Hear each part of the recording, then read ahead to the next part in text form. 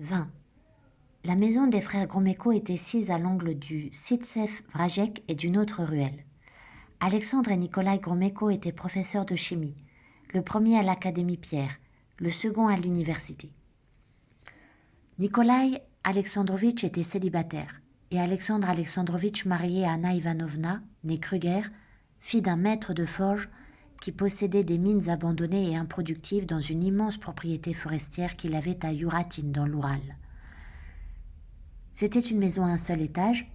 En haut se trouvaient les pièces d'habitation, les chambres à coucher, la salle de classe, le bureau d'Alexandre Alexandrovitch et la bibliothèque, le boudoir d'Anna Ivanovna, les chambres de Tonia et de Yura.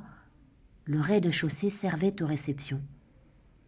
Avec ses rideaux pistaches, son piano aux reflets miroitants, son aquarium, son mobilier en bois d'olivier et ses plantes vertes qui ressemblaient à des algues, ce rez-de-chaussée faisait penser à un fond sous-marin vert et bercé de somnolence. Les Gromyko étaient des gens cultivés, de fins mélomanes qui aimaient à recevoir. Ils réunissaient chez eux toute une petite société et organisaient des soirées de musique de chambre où l'on exécutait des trios pour piano, des sonates pour violon et des quatuors à cordes. En janvier 1906, peu après le départ de Nikolai Nikolaïevitch Vedema-Pin pour l'étranger, un de ces concerts de musique de chambre devait avoir lieu au Svitsev Vrajek. On allait y jouer la nouvelle sonate pour violon d'un compositeur débutant de l'école de Tanaïev et le trio de Tchaïkovski. Les préparatifs avaient commencé la veille. On déplaçait les meubles pour libérer la salle. Dans un coin, l'accordeur reprenait 100 fois la même note et parcourait le clavier de ses arpèges perlés. À la cuisine, on plumait la volaille, on nettoyait les légumes et on battait la moutarde dans de l'huile pour les sauces et les salades. Shura Schlesinger, l'amie intime d'Anna Ivanovna et sa confidente, était venue ennuyer tout le monde dès le matin. Shura Schlesinger était une femme grande et maigre, dont le visage aux traits réguliers, un peu masculin, la faisait légèrement ressembler à Nicolas II, surtout lorsqu'elle avait posé sur l'oreille le bonnet gris d'Astrakhan qu'elle gardait en visite, se contentant d'en soulever légèrement la voilette. Dans les périodes de chagrin et de soucis, les entretiens des deux amies apportaient à chacune un soulagement. Ce soulagement résidait dans les traits de plus en plus blessants que Shura Schlesinger et Anna Ivanovna se lançaient mutuellement. On assistait alors à une scène orageuse qui se terminait bientôt par les larmes et la réconciliation. Ces disputes régulières avaient sur l'une et l'autre un effet calmant, comme les sangsues pour la congestion. Shura Schlesinger avait été mariée plusieurs fois, mais elle oubliait ses maris aussitôt après le divorce et elle accordait si peu d'importance à ses maris que, dans toute sa manière d'être, elle conservait l'indépendance de mouvement d'une femme seule. Shura Schlesinger était théosophe, mais en même temps elle connaissait si parfaitement toute la liturgie orthodoxe que même toute transportée, en pleine extase, elle ne pouvait se retenir de souffler aux desservants ce qu'ils devaient dire ou chanter. « Attends, Seigneur, celui qui a tout temps, celle qui est plus pure que les chérubins. » Sa voix pressée, enrouée et brisée se faisait entendre à chaque instant. Shura Schlesinger connaissait les mathématiques, la gnose hindoue, les adresses des plus grands professeurs du conservatoire de Moscou. Elle était au courant de toutes les liaisons. Et mon Dieu, que ne connaissait-elle donc pas? Aussi la faisait-on venir comme juge-arbitre dans toutes les circonstances graves. À l'heure dite, les invités commencèrent d'arriver. Il y avait Adélaïde Philippovna, Ince, les Foufkov, Monsieur et Madame Bassourman, les Verjitsky, le colonel Karkotsev. Il neigeait, et lorsqu'on ouvrait l'entrée principale, l'air de la rue passait en désordre devant la porte et le défilé des flocons le faisait ressembler à un filet plein de nœuds. Les hommes venaient du froid dans leurs grands snowboats qui ballottaient à leurs pieds et ils jouaient tous des grands nigauds distraits et empotés, tandis que leurs femmes, rafraîchis par le gel, dans leurs pelisses déboutonnées à l'encolure et leurs foulards duveteux rabattus sur leurs cheveux givrés, se donnaient au contraire des airs perfides d'aventurières blasées. Le neveu de Sui, chuchota-t-on à l'arrivée d'un nouveau pianiste que l'on voyait ici pour la première fois. Du salon, à travers 2 portes latérales grandes ouvertes, on apercevait, longue comme une route d'hiver, la table servie de la salle à manger. Les feux que lançait la liqueur à travers les facettes granuleuses des flacons frappaient le regard. Les carafons d'huile et de vinaigre posés sur des supports d'argent séduisaient l'imagination. Les natures mortes de gibier et de hors-d'œuvre, les serviettes pliées en pyramide qui couronnaient chaque couvert, et les corbeilles de cinéraire bleu-lilas à l'odeur d'amande paraissaient taquiner l'appétit. Pour ne pas retarder le moment tant attendu où l'on goûterait aux nourritures terrestres,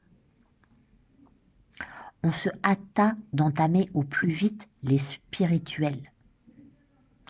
On prit place sur les chaises rangées dans la salle. Le neveu de Sui, chuchota-t-on de nouveau lorsque le pianiste se fut assis devant son instrument. Le concert commença. On savait déjà que la sonate était ennuyeuse, laborieuse et cérébrale. Elle vérifia les prévisions et se révéla, au surplus, affreusement prolixe. Le critique Rembikov et Alexandre Alexandrovitch en discutèrent pendant l'entracte. Le critique éreintait la sonate et Alexandre Alexandrovitch la défendait. Autour d'eux, les invités fumaient, s'agitaient et déplaçaient leurs chaises. Mais de nouveau, les regards tombèrent sur la nappe repassée qui étincelait dans la pièce voisine. Tous proposèrent de continuer le concert sans plus attendre. Le pianiste tourna les yeux vers le public et fit un signe de tête à ses partenaires. Le violoniste et Tsikievitch levèrent leurs archets. Les sanglots du trio éclatèrent. Yura, Tonia et Misha Gordon, qui passait maintenant la moitié de sa vie chez les Gromyko, étaient au 3e rang. Yegorovna est en train de vous faire des signes, souffla Yura à Alexandre Alexandrovitch qui était assis devant lui. Agrofiana Yegorovna, la vieille femme de chambre grisonnante des Gromyko, se tenait à l'entrée de la salle. Les regards désespérés qu'elle lançait du côté de Yura et les coups de tête décidés dont elle désignait Alexandre Alexandrovitch donnaient à entendre à Yura qu'elle avait à parler d'urgence au maître de maison. Alexandre Alexandrovitch tourna la tête, eut un regard réprobateur pour Yegorovna et haussa les épaules. Mais Yegorovna insistait. Bientôt, d'un bout à l'autre de la salle, un dialogue de sourds-muets s'engagea entre eux. On regardait de leur côté. Anna Ivanovna foudroyait son mari du regard. Alexandre Alexandrovitch se leva. Cela ne pouvait plus durer. Il rougit, traversa la salle sans faire de bruit et s'approcha de Yegorovna. « Vous n'avez pas honte, Yegorovna? Quelle mouche vous pique, je me le demande. Eh bien, vite, qu'est-il arrivé ?» Yegorovna murmura quelque chose à son oreille. « De quel Monténégro? L'hôtel? Oui, eh bien, on le demande d'urgence. C'est quelqu'un à lui qui est en train de mourir. » « Mourir? Maintenant? Quelle idée! Impossible, Yegorovna. Ils vont avoir fini. Il reste qu'un petit morceau. Je le lui dirai à ce moment-là. Pour l'instant, il n'y en est pas question. Le garçon d'étage attend, et le fiacre. Je vous dis que quelqu'un est en train de mourir, vous comprenez? Mais une dame de la noblesse? Non et non. C'est l'affaire de 5 minutes, pas plus. Alexandre Alexandrovitch revint à sa place comme s'il l'avait quitté, sans bruit et en longeant le mur, et il s'assit, en fronçant les sourcils et en se frottant la racine du nez. À la fin du premier mouvement, il s'approcha des musiciens et pendant qu'éclataient les applaudissements, il dit à Fadei Kazimirovitch qu'on était venu le chercher. Il y avait eu, paraît-il, un accident et il faudrait interrompre le concert. Puis, par un mouvement de ses paumes tournées vers la salle, Alexandre Alexandrovitch fit cesser les applaudissements et dit en élevant la voix: « Mesdames, messieurs, il va falloir interrompre le trio. Exprimons notre sympathie à Fadej Kazimirovitch. Il lui arrive un ennui. Il est contraint de nous quitter. Je ne voudrais pas le laisser seul en un moment pareil. Ma présence lui sera peut-être indispensable. Je vais l'accompagner. Youra, mon petit, va faire dire au cocher d'avancer la voiture. Elle est attelée depuis longtemps. Mesdames et messieurs, je ne vous fais pas mes adieux. Je vous prie de rester. Mon absence sera brève. Les deux garçons obtinrent la permission d'accompagner Alexandre Alexandrovitch pour faire une promenade nocturne dans la neige. 21. Quoique la vie eût retrouvé son cours normal après les événements de décembre, on échangeait encore des coups de feu çà et là, et les incendies nouveaux, ceux de toujours, paraissaient être les derniers vestiges de l'insurrection. Jamais encore ils n'étaient allés si loin, jamais le parcours ne leur avait paru si long que cette nuit. C'était à 2 pas les avenues de Smolensk, de Novinsk et la moitié de la rue Sadovaya. Mais un gel féroce mêlé de brouillard paraissait détraquer l'espace et le fragmenter en morceaux disparates. La fumée ébouriffée et loqueteuse des feux en plein vent, le crissement des pas et le grincement des patins de traîneau contribuaient à leur donner l'impression qu'ils étaient en route depuis Dieu sait combien de temps déjà et qu'ils s'étaient fourvoyés à une distance effrayante. Devant l'hôtel, ils virent un cheval caparaçonné aux pâturons emmaillotés, attelé à un traîneau élégant et effilé. Le cocher était assis sur la banquette et serrait sa tête emmitouflée entre ses moufles pour se réchauffer. Il faisait bon dans le vestibule, de l'autre côté de la balustrade qui séparait le vestiaire de l'entrée. Un Suisse, assoupi par le bruit du ventilateur, le ronronnement du poêle et le sifflement d'un samovar en ébullition, s'endormait sans cesse, pour se réveiller aussitôt au bruit qu'il faisait en ronflant. À gauche, une femme fardée au visage bouffi et que la poudre rendait farineux se regardait dans une glace. Elle avait une veste de fourrure trop légère pour la saison. La dame attendait quelqu'un qui devait venir d'en haut, et tournant le dos au miroir, elle s'examinait par-dessus l'épaule droite puis gauche pour voir comment elle était de dos. Un cocher transi par le froid apparut dans la porte. Par la forme de sa longue pelisse, il rappelait une brioche détachée d'une enseigne, et les tourbillons de vapeur qu'il dégageait ne faisaient qu'accentuer cette ressemblance. « Il aura bientôt fini, mademoiselle ?» demanda-t-il à la dame au miroir. « À vous autres, hein, quand on a affaire à vous, ça sert qu'à faire geler les chevaux. » L'incident du 24 n'était qu'une vétie au prix de l'exaspération journalière du personnel.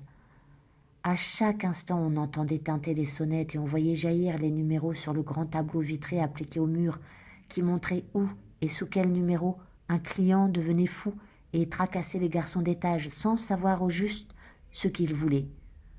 En ce moment, c'était cette vieille sotte de Guichard qu'on gorgeait de drogue au 24.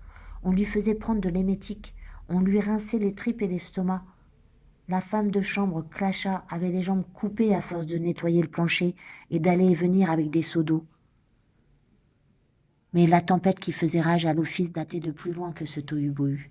Lorsqu'elle avait commencé, il n'était même pas question d'appeler un fiacre pour envoyer Tereshka chercher un docteur et ce malheureux racleur de violon. Komarowski n'était pas encore arrivé et le couloir n'était pas encore rempli de tous ces gens inutiles qui s'entassaient devant la porte du 24 et encombraient le passage. Voici ce qui avait mis le feu aux poudres. Dans l'après-midi, à la suite d'un faux mouvement, quelqu'un avait bousculé, sans le vouloir, le garçon Sissoy au moment où celui-ci, plié en avant, prenait son élan pour enfiler le couloir avec un plateau chargé à bout de bras.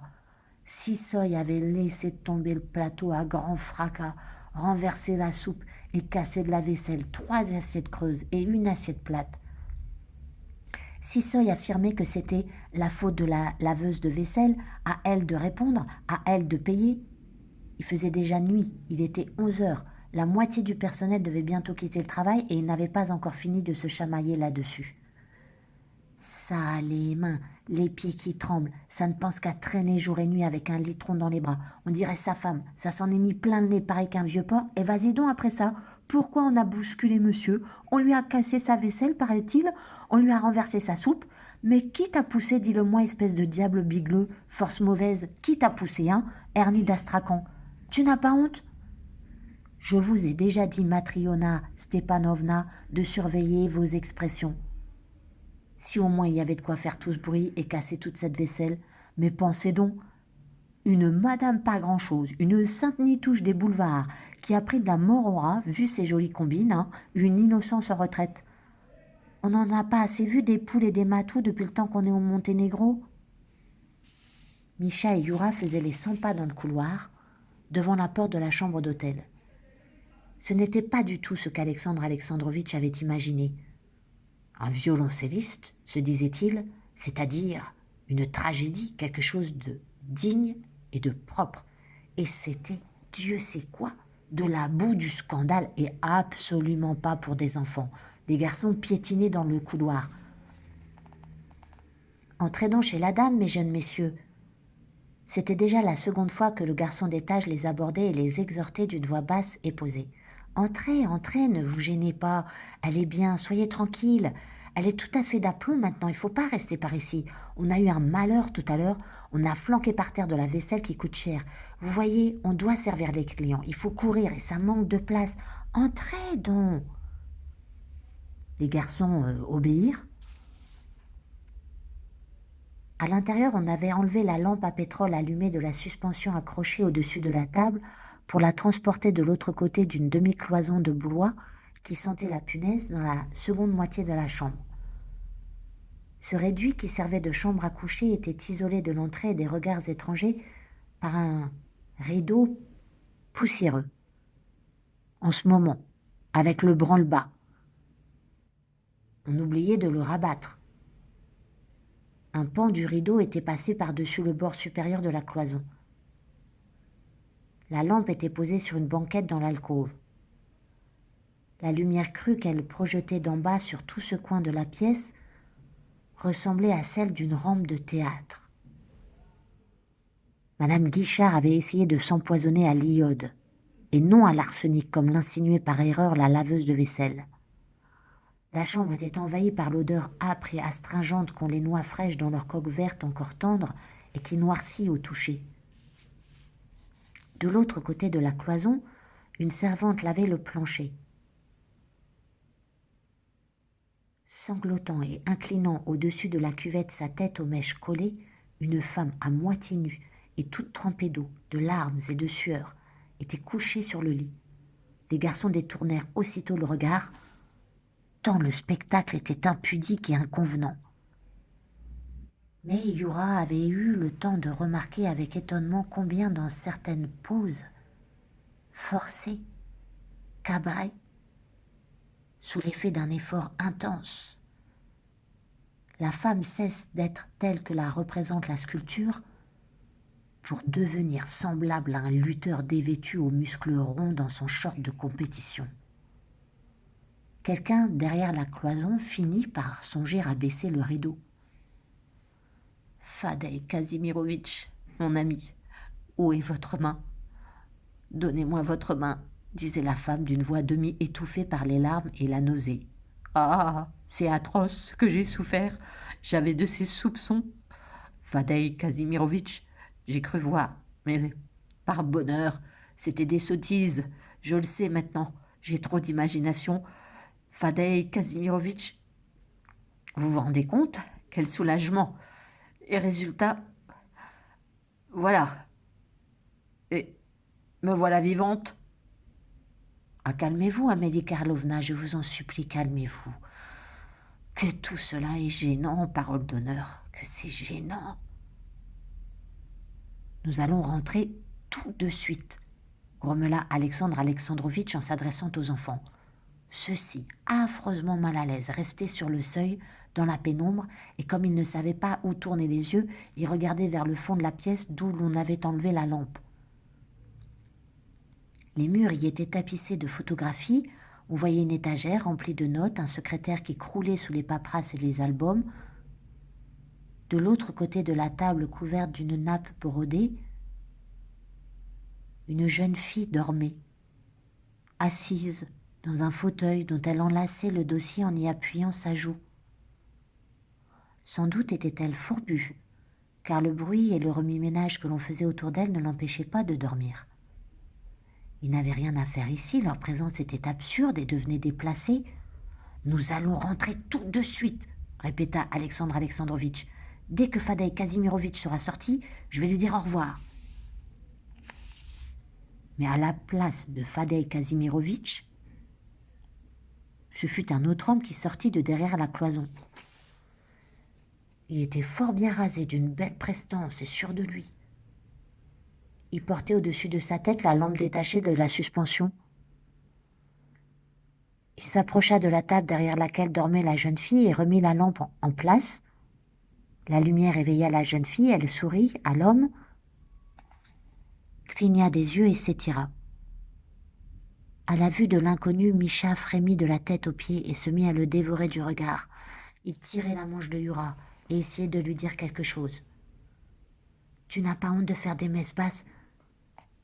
Qu'est-ce qu'on va penser de toi ?» l'interrompit Yura qui ne voulait pas l'écouter. Cependant, l'homme et la jeune fille paraissaient jouer une scène muette.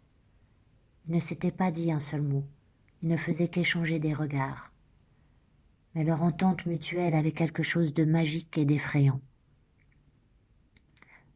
On aurait dit qu'il était un montreur de marionnettes et elle, la poupée obéissante au mouvement de sa main. Le sourire fatigué qui était apparu sur le visage de la jeune fille fermait à demi ses yeux et entr'ouvrait ses lèvres. Mais au regard enjoué de l'homme, elle répondait par le clin d'œil malicieux d'une complice. L'un et l'autre étaient heureux que tout se fût si bien passé, que leur secret n'eût pas été découvert et que l'empoisonné eût survécu. Yura les dévorait des yeux. De la pénombre où nul ne pouvait le voir, il regardait sans pouvoir en détacher les yeux le cercle illuminé de la lampe. La vision de cette jeune fille réduite en servitude était indiciblement mystérieuse et effrontément révélatrice. Des sentiments contradictoires se pressaient en lui. Il lui serrait le cœur avec une force qu'il ignorait jusque-là. C'était cela même dont ils avaient été ergotés avec tant d'ardeur avec Misha et Tonia, ce qu'ils entendaient par ce mot de vulgarité, qui ne voulait rien dire, cette chose inquiétante et attirante dont ils réglaient si facilement le compte en paroles à distance respectueuse, et maintenant, cette force, Yura l'avait sous les yeux, à la fois précise et détaillée comme un objet, et trouble comme un rêve, impitoyablement dévastatrice et implorante, criant sa détresse. Où était maintenant leur philosophie d'enfant et que lui restait-il à faire? « Sais-tu qui est cet homme ?» demanda Misha lorsqu'ils furent dans la rue. Yura était absorbé par ses pensées et ne lui répondit pas. « C'était celui qui faisait boire ton père et qui l'a tué. Tu te souviens, dans le wagon, ce que je t'ai raconté ?» Yura pensait à la jeune fille et à l'avenir, et non à son père et au passé. D'abord, il ne comprit même pas ce que lui disait Misha. Le froid rendait difficile la conversation. « Tu as eu froid, Sémione ?» demanda Alexandre Alexandrovitch au cocher. Ils partirent.